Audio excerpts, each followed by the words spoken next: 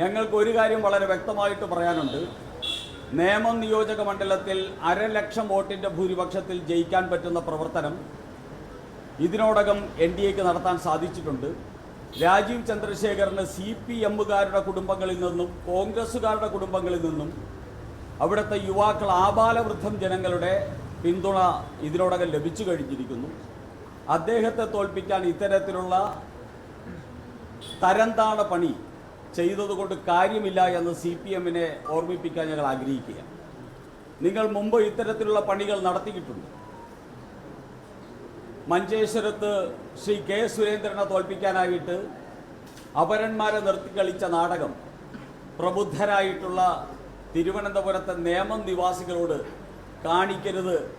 അത് ആ നാടിനെ അപമാനിക്കുന്നതിനും അവഹേളിക്കുന്നതിനും തുല്യമാണ് എന്ന് ശിവൻകുട്ടിയെ ഓർമ്മിപ്പിക്കുവാൻ ഈ അവസരം വിനിയോഗിക്കുകയാണ്.